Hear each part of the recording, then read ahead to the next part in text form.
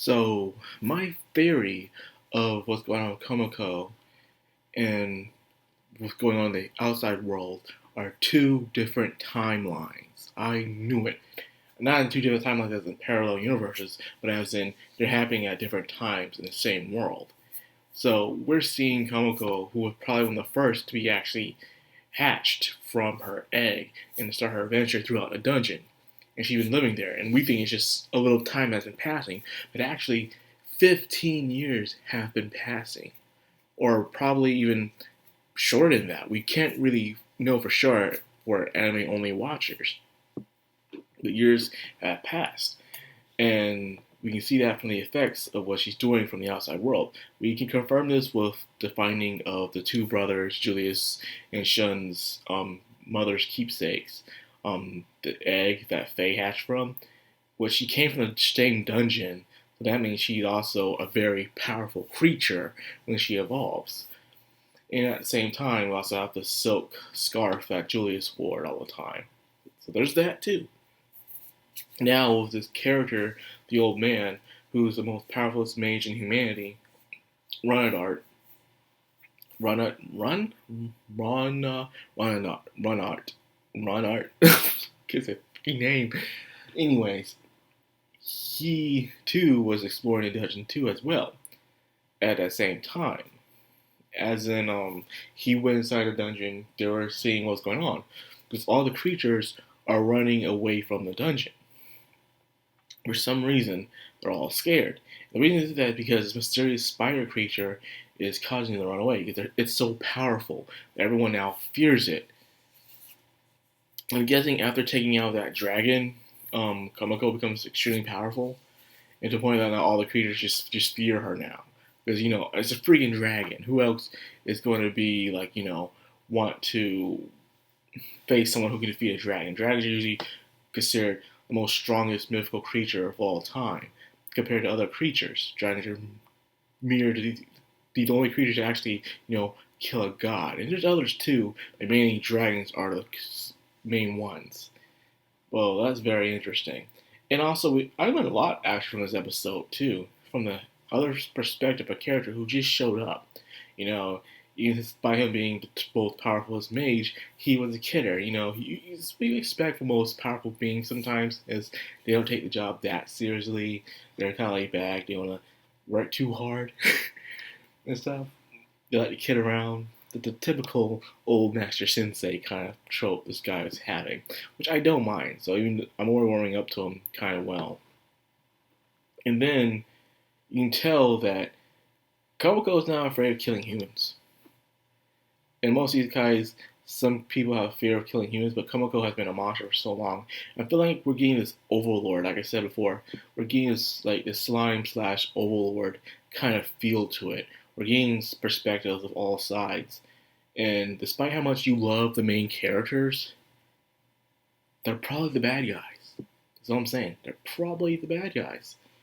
Same thing, I love the characters from Overlord, I love a lot of them, they're very interesting, they act goofy, they act like family, but then when you see what they do, you're like, oh yeah, I forgot. They're the baddies. They're the baddies. And this was a point of perspective. To us, we see Komoko as this cute, adorable spider that just goofs around and gets strong, survives. But then to the humans, we see what she really looks like, what she actually looks like in reality. From the visions of the comical relief is actually that kind of thing, like that thing ain't so cute. Imagine if that was the creature we saw every time, every time we watch a show. Some people are like, oh, I can't get used to this thing. They don't buy merchandise of this creature. It's not cute at all.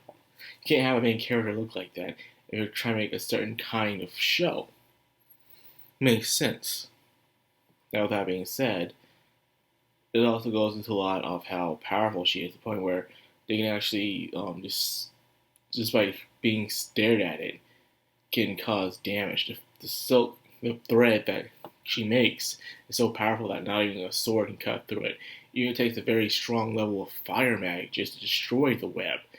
is insane, and the point that only 2 were able to survive, and 1 was gravely injured, the other guy lost an arm. So it proves how dangerous she is. And we even see the outside perspective. We see how they thought they were fighting this dangerous creature of a high intelligence, and then on the other side, Komoko's side, we're seeing her as someone just defending their turf. Like, oh, how dare these humans once again come on my turf and just ruin everything. Now imagine you're playing a game, such as Skyrim.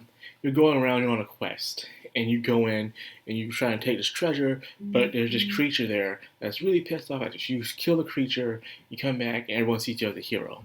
Your reputation is ranked up. But on the side perspective of the monster side, you are an intruder. You killed their brethren, their neighbors, their friends, probably. That's what I'm saying. And like, so how dare you come and destroy everything and take something of ours and think you just get out here scot-free? So of course, so imagine someone coming to your house. Imagine you live in this different kind of civilization where someone comes into your house during the middle of war and they're taking your stuff. You defend yourself. You get killed, but then they come back and they're seen as heroes. It's kind of like that, you know? That they're barging in on your home turf trying to take your stuff without your permission, and you defend yourself. No difference here. And I'm saying, okay, that's a very interesting perspective you got here, Mad. It really is. But I did enjoy it. Really did. That's all much I really want to talk about. Show stuff like, yes, he's the next hero. They have to keep quiet about Julia's death until, things pass on, You gotta give it time. You can't have humanity right now panicking. Then again, this is what happens when you put your faith into one thing. It crumbles down when you see it die. That's what happens when you put your faith into one thing. But again, how do people put their faith in themselves when they seem so powerless? So I can see why they do this. But, it's give and take, I guess. So that being said, I think the next episodes should cut the half point where finally we get to see something. They say a boss battle or something supposed to happen because she's powerful as it already is, and now she's gonna find her way out of the place. And we also have that demon queen as well and see what she's up to. So they're just trying to wrap up with the first half. I know some people were getting kind of tired.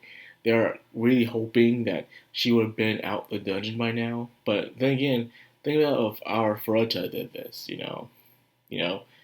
tried their best to not skim through it.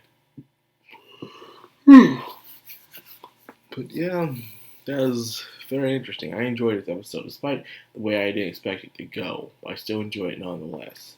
And another thing, Shun has other brothers. He has 3 older brothers. Okay, one is dead. And there's 2 left. One's kind-hearted. One's kind of cold and quiet. And then they have one little sister. Very interesting. It seems like they're not that close. Only some of them are. But we'll have to see.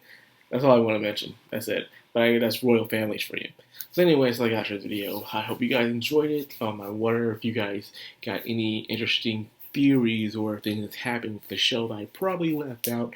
Let me know. So if you enjoyed this video, like, comment, subscribe, and of course hit that bell icon. This has been Madcrownxox. I'm Madman. Signing out.